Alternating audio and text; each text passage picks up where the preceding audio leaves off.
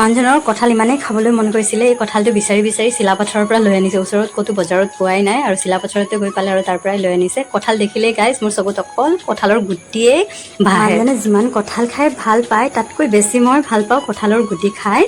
আৰু জানেনে এইটো বহুত সোৱাদ লাগে, দালিত দিলেও ভাল লাগে, আকৌ ইফালে মাংসৰে বনালেও ভাল লাগে, ইফালে আকৌ পিটিকা বনাই খায়ো বহুত মানে কঁঠালৰ ছিজনৰ কাৰণে মই সদায় বাট চাই থাকোঁ। কিহৰ কাৰণে জানেনে? একমাত্ৰ গুটি খাবলৈ পাম বুলি। আসসালামু আলাইকুম গাইজ, কি খবৰ আপোনালোকৰ? আশা কৰিছোঁ ভালে আছে। মোৰ নতুন এটি মিনি ব্লগলৈ আপোনালোকক সকলোকে স্বাগতম জনালোঁ। সিদিনাখন ৰাতিপুৱাৰ নাস্তাত খিচিৰি খাই মানুহজনে বৰ সোৱাদ পাইছিলে, সেইকাৰণে আজিও কৈ আছিলে বনাই দিয়া। সিদিনাখন অলপ পনীয়া হৈছিলে, সেইকাৰণে আজি চেষ্টা কৰিছোঁ অলপ ডাঠ হ'বলৈ। আৰু ইয়াত দেখিছেনে একদম মোৰ ধুনীয়া খিচিৰি, টেষ্টি টেষ্টি খিচিৰি ৰাতিপুৱাৰ সাজত ৰেডি হৈ গৈছে। আৰু ইয়াতে মই দিছিলোঁ লেচেৰা মাহ সৰু সৰুকৈ কাটি, আৰু আলু একেবাৰে সৰু সৰুকৈ কাটি দিছিলোঁ। আৰু এয়া আৰু মানে খিচিৰি চালে জানেনে ইমান ভাল নাপায়, সি খায়ো ভাল নাপায় আৰু বনোৱা দেখিলেও খং কৰি থাকে। ভাবিলোঁ সেইকাৰণে আজি ৰাজমাহ কেইটামান দি দিওঁ। ৰাজমাহ যিহেতু সি চব্জি বনালে বহুত খায়, ভাবিলোঁ দুটামান ইয়াতে দি দিলে খিচিৰিৰ লগত মিহলাই খাব বুলি। ইমানেই গৰম পৰিছে, মাছ মাংস সোৱাদ নলগা হৈ গৈছে, সেইকাৰণে কেনেকৈ নিৰামিষ ভাত খাব পাৰি সেইটো চেষ্টাতে বজাৰত গৈছিলোঁ। যদিও মাছ মাংস একো লোৱা হোৱা নাই,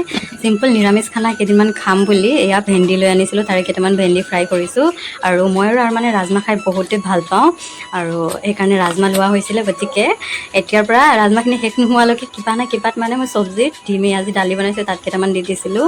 আৰু এয়া আজিৰ দুপৰীয়াৰ সাজৰ থাল এয়া মোৰ ভাগৰ থাল। মই ইমান নহজাওঁ গাইজ, যেনেকৈ পাৰোঁ আৰু খাই লওঁ। আৰু মানুহজনক দিবলৈ হ'লে তেতিয়া মানে অলপ ভালকৈ দিওঁ আৰু যাতে তাৰ মানে খাই সোৱাদ লাগক বুলি। আশা কৰিলোঁ আপোনালোকক আজিৰ মিনি ব্লগ ভাল লাগিছে বুলি।